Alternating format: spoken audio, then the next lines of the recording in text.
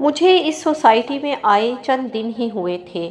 گھر کی سیٹنگ کرتے کرتے اوپر کے پورشن تک پہنچنے میں 2 دن لگ گئے۔ ذاتی طور پر مجھے کارنر میں رکھی چیزیں بہت پسند ہیں، سو میں نے کارنر والا کمرہ منتخب کیا جس کی کھڑکی گلی کی جانب کھلتی تھی۔ خیال آیا کہ صبح اٹھتے ہی پردوں کو سرکایا کروں گی تو یکگونا روشنی کا احساس طبیعت کو حشاش بشاش کر دے گا۔ گھر کے اندر گرد و غبار اس بات کی گواہی دے رہا تھا کہ عرصہ دراز سے کسی نے اس گھر کی طرف توجہ نہیں دی۔ جو ہی کھڑکی کو کھولا تو گرد و غبار نے بھپ سے آنکھوں کو دھندلا دیا، آنکھوں سے ٹپ ٹپ پانی بہہ نکلا اور ابر آلود مطلع صاف شفاف ہو گیا۔ بے اختیار منہ سے سبحان اللہ العظیم نکلا کہ پانی کتنی بڑی نعمت ہے، چاہے وہ آنکھ سے ہی کیوں نہ نکلے۔ جہاں صفائی ستھرائی کا کام ہے وہاں بہت سارے پوشیدہ درد بھی چھپا لیتا ہے۔ تھوڑی دیر آنکھیں ملنے کے بعد دوبارہ کھڑکی سے باہر کا جائزہ لینے کا ارادہ کیا تو تھوڑی دیر پہلے اٹھائی ہوئی اذیت خوشی میں بدل گئی۔ واقعی ہر تنگی کے بعد آسانی ہے والی آیت بہت زیادہ آسانی کے ساتھ شامل زندگی ہو گئی کہ میری کھڑکی جس سمت کھلتی تھی اس کے بالکل سیدھ میں ایک بہت بڑے گھر کا خوبصورت رنگ برنگے پھولوں اور پودوں پر مشتمل باغیچہ تھا۔ نہایت نفاست کے ساتھ کسی ماہر مالی نے پودوں اور پھولوں کی تراش خراش کی ہوئی تھی۔ تھوڑی دیر پہلے تھکاوٹ کے احساس سے مقتر ہونے والی طبیعت اب کھل اٹھی تھی۔ اوپر سے سونے پر سہاگا یہ ہوا کہ لانگ کوٹ، سر پر ہیٹ پہنے، دونوں ہاتھ جیبوں میں ڈالے ہوئے ہولے ایک صاحب ٹہلتے ہوئے نظر آئے۔ عمر رسیدہ لگ رہے تھے کیونکہ ایک شخص باقاعدہ اس کے نقش قدم کی پیروی کر رہا تھا، جیسے خدا نہ خواستہ گریں تو بڑھ کر تھام لے۔ یقیناً ان کا کوئی ملازم ہوگا، میں نے دور سے یہی اندازہ لگا، اور ساتھ ہی کہانیوں کا لامتناہی سلسلہ شروع ہو گیا۔ خیالوں ہی خیالوں میں ان سے وابستہ رشتوں کے بارے میں سوچنے لگی۔ قرآن کی آیت یاد آ گئی کہ انسان بہت جلد باز ہے، اپنی جلد باز طبیعت کی وجہ سے نتیجے کا انتظار کیے بغیر ہی کبھی کبھار بہت سے گمانوں پر اپنی من چاہی عمارت کھڑی کر لیتا ہے، حالانکہ اس میں سے بہت سارے گمان گناہ کی صورت اختیار کر جاتے ہیں۔ میں نے بھی استغفار پڑھ کر ذہن کو جھٹکا دیا، کیونکہ میرے انداز کے مطابق شام کے اس پہر میں تو تمام اہل خانہ کو باغیچے میں لگی کین کی خوبصورت کرسیوں پر بڑا جمان ہونا چاہیے تھا۔ میرا خیال تھا کہ ابھی چائے کا دور چلے گا اور ہنسی قہقہوں کی آوازیں بلند ہوں گی۔ اس احساس نے مجھے اندر تک مسرور کر دیا۔ میں نے آنکھیں موند لیں اور چہرے پر اس لمحے کی مسکراہٹ کو اپنے چہرے پر سجانے کی کوشش کی۔ میرا دھیان مستقل اس باغیچے کی طرف تھا اور میں اس پرسکون عمارت میں اتنا کھوئی ہوئی تھی کہ مجھے وقت گزرنے کا احساس ہی نہ ہوا، کیونکہ عمارت کا حسن مکین کے اعلیٰ ذوق کی بھرپور عکاسی کر رہا تھا، اور پھر اتنی پرشکوہ عمارت میرے خیالوں میں بنے ہوئے گھر کے بھی قریب ترین تھی، اس لیے مجھے وقت گزرنے کا احساس نہ ہوا۔ یاد آ گیا کہ اسی لیے حضور صلی اللہ علیہ وسلم کی اللہ سبحانہ وتعالیٰ نے بہترین تربیت کی کہ اور تو اپنی آنکھ اٹھا کر بھی ان چیزوں کو نہ دیکھ، کہ سچ میں دنیا کی یہی خواہشات ہمیں اصل مقصد سے ہٹا دیتی ہیں، اور ان سرکتے لمحوں کے ساتھ صاحب خانہ بھی نہ جانے کب کے واپس کمرے میں جا چکے تھے۔ میں اپنی خیالی دنیا سے واپس آئی تو پتہ چلا کہ کام ابھی بہت ہے۔ اپنے آپ کو ہلکا سا کوسا اور دوبارہ سے مصروف ہو گئی۔ رات تک سارا گھر ترتیب دے دیا تھا اور کھانا کھانے کا انتظام بھی مکمل تھا۔ ذکر الہی کی برکات کا بھی ساتھ ساتھ مشاہدہ ہوتا گیا کہ اتنے مشکل کام کو اللہ کی مدد کے بغیر کرنا کس قدر ناممکن لگ رہا تھا۔ میرے خیالوں کی نظر ہونے والے لمحوں میں اللہ نے اپنے ذکر کی وجہ سے نہ صرف برکت ڈالی بلکہ فرشتوں کی مدد بھیج کر سارے کام بھی نمٹا دیے۔ اللہ پر بہت پیار آیا۔ رات کے 12 بج چکے تھے۔ عجیب سا خیال ذہن میں کوندا کہ اس سوسائٹی کے لوگ بھی کتنے عجیب ہیں، دیکھ رہے ہیں مگر کسی نے بھی آ کر یہ نہیں پوچھا کہ کسی مدد کی ضرورت تو نہیں۔ بندہ بھلا ویلکم ہی کر دیتا ہے۔ ہمسائیگی کے حقوق میں کم از کم یہ بات تو شامل ہونی ہی چاہیے۔ بھلا ہمیں کسی کی مدد لینی تھی، پھر اپنے اس خیال کو یہ کہہ کر جھٹک دیا کہ کل خود ہی فراغت کے بعد قریب کے 2-4 گھروں میں تعارفی چکر لگاؤں گی۔ نہ جانے کب تک یہاں رہنا ہے، اب تنہا رہنا تو بہت مشکل ہے۔ کرائے کے گھر بھی ایک طرح سے پردیس کی علامت ہوتے ہیں۔ ہمسائے ہی رشتہ دار ہوتے ہیں کہ اچھے برے وقت میں وہی فرسٹ ایڈ کا فریضہ انجام دیتے ہیں۔ سو اگلے دن کی منصوبہ بندی کرتے ہوئے سلام میں پہل کے اجر سمیٹنے کے عمل کو مقدم رکھتے ہوئے لاحول پڑھا اور شیطان کو دھتکارا، جو ہمیشہ نیکیوں سے محروم کرنے کے لیے ہمتاً گوش گھات لگائے بیٹھا رہتا ہے۔ میں نے تھکن سے چور ہو کر خود کو بستر پر گرانے میں ہی عافیت جانی۔ خیال تھا کہ جلد نیند آ جائے گی، مگر ایسا نہ ہوا۔ شاید نئی جگہ کے باعث ایسا تھا۔ ابھی میں سونے کی ناکام کوشش میں مصروف تھی کہ اچانک محسوس ہوا جیسے کوئی ہلکے ہلکے رو رہا ہے۔ تھوڑی ہی دیر میں ایمبولینس کی آواز سنائی دی۔ خدا خیر کرے، کس نے رخت سفر باندھ لیا کہیں؟ میرا دھیان سامنے والے صاحب خانہ کی طرف چلا گیا۔ نہیں، وہ نہیں ہو سکتے، ابھی شام کو تو چنگے بھلے ٹہل رہے تھے، کوئی اور بھی تو ہو سکتا ہے۔ کیا پتہ کون کون بیمار ہے اس جگہ میں۔ ہمارا المیہ یہ ہے کہ موت کے لیے ہمارا دھیان صرف بوڑھے یا بیماروں کی طرف ہی فوراً جاتا ہے، اپنی طرف تو نہ ہمارا دھیان جاتا ہے اور نہ ہی ہم اس لسٹ میں خود کو رکھتے ہیں، اور موت کی بات کرنے والے کو تو تمہارے منہ میں خاک کہہ کر چپ کرا دیتے ہیں۔ ایمبولینس جا چکی تھی، مگر سسکیوں کی آوازیں مسلسل آ رہی تھیں۔ اب نیند تو نہیں آنی تھی، اس لیے اٹھ کر جائزہ لینے میں ہی عافیت جانی کہ کچھ نہ کچھ تو پلے پڑے گا ہی۔ جو ہی پردہ سرکایا تو دم پر خود رہ گئی۔ میرا یقین شک میں بدل گیا۔ اس حد تک تو نہیں چھوا تھا کہ وفات ان صاحب کی ہی ہوئی ہوگی، لیکن یہ ضرور تھا کہ یہ سانحہ اس گھر پہ گزرا ہے۔ اس وقت ازراہ ہمدردی بھی جانا مناسب نہیں تھا، کیونکہ جان پہچان کے علاوہ رات کا آخری پہر چل رہا تھا اور تھوڑی دیر تک نماز فجر کا وقت بھی ہونے والا تھا۔ لہٰذا میں نے صبح پر بات رکھ دی کہ تب تک جنازے کا اعلان بھی ہو جانا تھا۔ صبح کی سفیدی نمودار ہونے لگی تو میں نے بچوں کو نماز قرآن کے بعد ناشتہ کروایا اور آہستگی سے رات والے واقعے کا بتایا، اور ساتھ ہی یہ پتہ کرنے کو کہا کہ معلوم کیا جائے کہ فوت ہونے والا مرد ہے یا عورت۔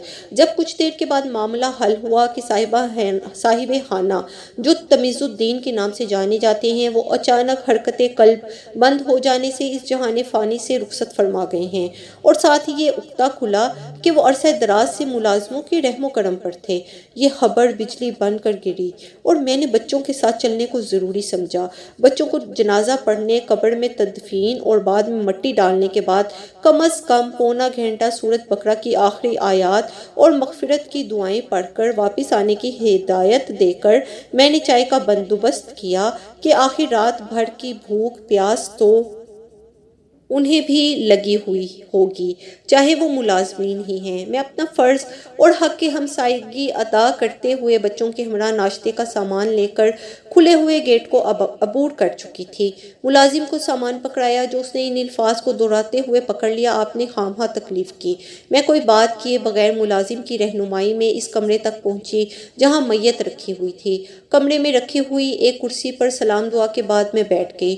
ملازم، جس کا نام غفور تھا، نے اشارے سے خاتون ملازمہ سیما کو پکارا اور ناشتے کا سامان دے کر ناشتہ کرنے کو کہا، اور ساتھ ہی ہمارا تعارف بھی کروا دیا۔ وہ ممنون ہونے کے ساتھ ساتھ حیران بھی ہو رہی تھی، اور میں اس کی حیرانگی پر حیران ہو رہی تھی کہ کیا اتنے پوش علاقے میں دین سے اتنی لا علمی تھی کہ اسے اس بات کی بھی توقع نہ تھی کہ کوئی دکھ کی اس گھڑی میں انہیں چائے پانی کا بھی پوچھ سکتا ہے۔ بظاہر 1400 سال گزر چکے ہیں اسلام کو دنیا میں آئے ہوئے، مگر ہم آج بھی جہالت کے اس طوق کو آزاد نہیں کر سکے جس میں امیر، غریب، اعلیٰ اور ادنیٰ، آقا اور غلام مقید تھے۔ میں نے ان کو ہولے سے تھپکی دی اور ناشتہ کرنے کے لیے جانے کو کہا، اور خود میں بیگ میں سے میت کی بخشش کی دعا نکال کر پڑھنے لگی۔ وقت بیت رہا تھا، اکا دکا لوگ آ رہے تھے۔ کمرے میں کچھ آس پڑوس اور کچھ ان کی جان پہچان والے لوگ پہنچ چکے تھے۔ سب آنکھیں خشک تھیں، کوئی آنکھ نم نہیں تھی سوائے ملازمین کے۔ کوئی انہیں رو نہیں رہا تھا، شاید اس کا نام کسادت قلبی ہے۔ تبھی تو احادیث میں موت کو کثرت سے یاد کرنے کا کم ہنسنے کا حکم ہے کہ زیادہ ہنسنا دلوں کو مردہ کر دیتا ہے۔ یتیم کے سر پر ہاتھ پھیرنے کا حکم ہے تاکہ گناہ بھی جھڑیں اور دلوں کی سختی بھی دور ہو۔ نہلانے کی آواز آنے پر سب ادھر ادھر ہو گئے تاکہ مرد حضرات چارپائی اٹھا کر لے جا سکیں۔ تب تک میں سیما سے اچھے سے متعارف ہو چکی تھی، جو آنے والوں سے نہ صرف میرا بطور نئی ہمسائی تعارف کروا رہی تھی بلکہ صبح کے ناشتے سے لے کر اب تک کی پورے رودات بھی بار بار سنا رہی تھی۔ مجھے شرمندگی بھی ہو رہی تھی، مگر ساتھ ہی یہ احساس بھی غالب تھا کہ چلو اللہ ایک ملازم کے ذریعے تبلیغ کا فریضہ سر انجام دے رہا ہے۔ میت کو تیار کر کے واپس کمرے میں لایا جا چکا تھا اور ساتھ ہی غفور کی آواز آئی، ذرا پیچھے ہٹ جائیں، صاحب کے بچوں نے جنازے میں شرکت کرنی ہے۔ بذریعہ ویڈیو کال منہ دکھائی کی آخری رسومات ادا کی جا رہی تھیں۔ کانفرنس کال کے ذریعے تینوں بچے اور ان کے اہلخانہ شمولیت کے فرائض ادا کر رہے تھے۔ انگلی پکڑ کر لمحہ لمحہ چلنے والے سپوت باپ کو ویڈیو کال کے ساتھ چل کر رخصت کرنے کی تیاریوں میں مصروف تھے۔ گاہے بگاہے ابا کے چہرے پر کتنا اطمینان اور سکون ہے جیسی آوازیں بھی کانوں میں پڑ رہی تھیں۔ تدفین کے عمل کی ساری کارروائی کی ریکارڈنگ کی ہدایت کے ساتھ 10ویں 40ویں کی تاریخ بھی سیٹ کرائی جا رہی تھی۔ جی جناب کی گردان غفور کے لبوں پر جاری تھی۔ ابا کو ہر ممکن سکون و اطمینان کی خاطر قبر کو پکی کرانے اور کتبہ لگوانے کے لیے فوری پیسے بھجوانے کے لیے تینوں بیٹے آپس میں رقم کی تقسیم کر رہے تھے کہ جنازہ اٹھانے کے لیے 4-5 لوگ آگے بڑھے۔ غفور مسلسل موبائل سے آن لائن ویڈیو دکھانے میں مصروف تھا۔ کندھا کیا دیتا، غلام کی زندگی بھی کیا زندگی ہے۔ مالک کے حکم پر پیٹ کا دوزخ بھرنے اور وفاداری کا ثبوت دینے کے لیے جائز اور ناجائز، صحیح اور غلط کی پرواہ کیے بغیر بس سر تسلیمِ ہم کیے دیتا ہے۔ کلمہ شہادت کی آواز کے ساتھ جنازہ اٹھایا جا چکا تھا۔ مجھ سے کسی سے یہ پوچھنے کی ضرورت باقی نہیں رہی تھی کہ صاحب خانہ تنہائی کی موت کیوں مر گئے اور اتنے بڑے دانشور تمیز الدین کی موت اچانک حرکتِ قلب بند ہو جانے سے کیوں کر ہوئی۔ مگر پھر بھی میں نے سیما سے کچھ چیزوں کے بارے میں پوچھنا ضروری سمجھا کہ وہ خوبصورت گھر جو مکین کے اعلیٰ ذوق کی عکاسی کر رہا تھا، اندر آنے پر میرا منہ چڑھا رہا تھا۔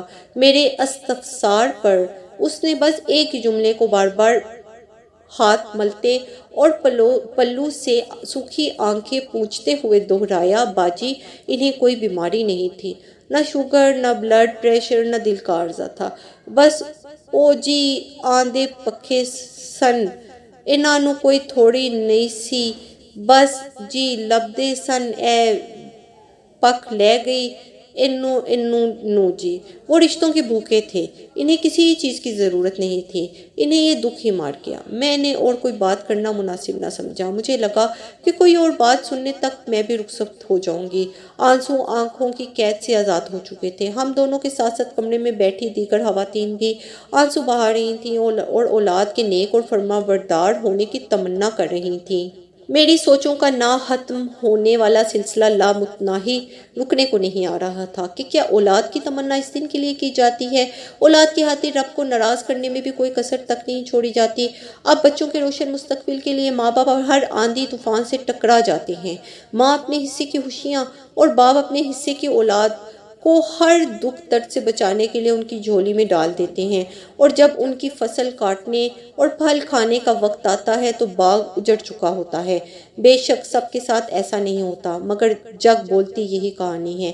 مجھے رہ رہ کے خیال ستا رہا تھا کہ دانشور تمیز الدین اپنی دانشوری سے لوگوں کی زندگیوں کو سیراب کرتے رہے، دوسروں کے تاریک مستقبل روشنیوں سے منور کرتے رہے، مگر ان کا اپنا کاسہ حیات تو توجہ، محبت اور ہمدردیوں کے 2 بولوں کا محتاج رہا۔ بھوک پیٹ کی بھوک سے زیادہ اذیت ناک تھی، جس کو برداشت کرنے کی سخت نہ ہونے کی وجہ سے وہ قبر میں بھی اپنوں کے بنا ہی چلے گئے۔ ان کا چہرہ دیکھ کر لگ رہا تھا ہجر کا پڑاؤ صدیوں پر محیط ہے، اور چہرے کی شکنی تنہائی کا ورد برداشت کرتے کرتے دانشور کی دانشمندی کا منہ چڑھا رہی تھی، جس نے روشن خیالی کی آڑ میں بچوں کو علم دین سے بے بہرا رکھا اور دنیا کمانے کی فکر میں اپنا بڑھاپا تک داؤ پر لگا دیا۔ سب لوگ گھروں کو واپس جا رہے تھے۔ کسی نے اس تنہائی کی موت سے کچھ حاصل کیا تھا کہ نہیں؟ البتہ میں فکر مندی کا احساس لیے بوجھل دل کے ساتھ ربنا ہب لنا من ازواجنا کی دعا اور رب ارحمہما ہما کما ریاح بن صغیرہ کا ورد کرتے ہوئے ان کا گیٹ عبور کر چکی تھی۔ اللہ باقی من کل فانی۔ آپ کو ہماری کہانیاں پسند آئیں تو سبسکرائب کرنا مت بھولیے گا۔ چینل کو سبسکرائب کیجیے اور لائک کیجیے اور اپنی قیمتی رائے کا اظہار کمنٹس میں ضرور کیجیے۔ شکریہ۔